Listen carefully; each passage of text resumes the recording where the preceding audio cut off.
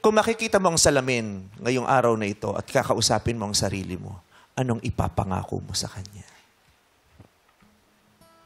Sira ulo ka? Asa inaanap niya yung salamin?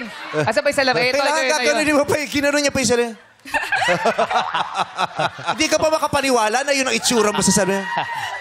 Lagi emote eh. Tinangilag niya pa eh. Lagi emote Hindi pa siya sure. Ayun yung salamin. Ayun o. Camera. Kung haharap ka sa salamin at makikita mo ang sarili mo, paano ka makakasigurong ikaw yan? Ako po kasi yung pinakamaganda. Anong ipapangako mo sa kanya? Kausapin mo si Karen Joy. Sana magpaganda ka ng lalo and magpayaman ka palalo. Anong ipapangako mo sa kanya? Naintindihan mo yung tinanong?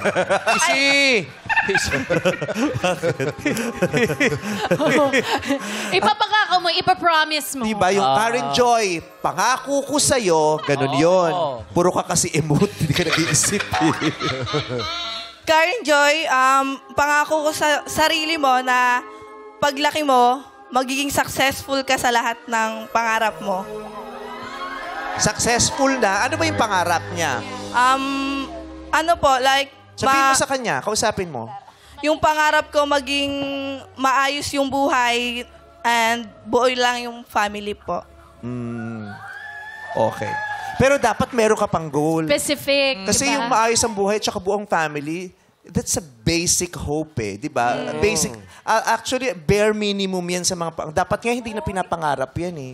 Di ba? Kasi ano yan eh, dapat yung kusa na dapat nating ina-achieve yan. Yeah. Di ba? Tama. O yan din ang i-correct natin sa mga sa mga pangkaraniwan nating mga kapamilya at madlang people. Pag sinabi, anong pangarap mo? Ang laging din sinasabi, ang pangarap ko lang naman maging buo ang pamilya. Yeah. Parang dapat basic kasi yon, 'di ba? Dapat basic yung pangarap ko lang naman maganda ang pamilya ko. Basic kasi dapat yun. Pero dapat meron kang konkretong goal. 'Di ba? Yun ang i-achieve mo. Kasi pag yung pamilya mo buo kayo, sabay-sabay na kayong natutulog sa gabi, sapat na ba yun? Nasabay-sabay, magkakasama kayong natutulog sa gabi. Dapat hindi yun.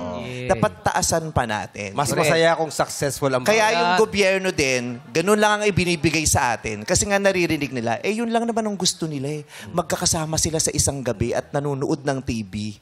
Diba? So hindi na nila sinasabing, gusto talaga namin maganda at komportable at disenteng buhay. That's what yun dapat. Makatapos ng pag-aaral. Ganyan. Diba? Maging arkitekto, yung maging abogado, maging doktor. Correct. Diba?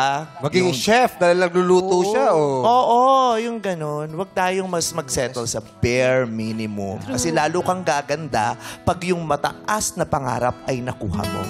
Okay? Claim it. Nagigets mo? So, ayun. Don't settle for the basic. Hello, deserve nyo yung malalaki. Walang bayad ang pangarap. Oo. Yes. Tama ka dyan. Correct. Diba?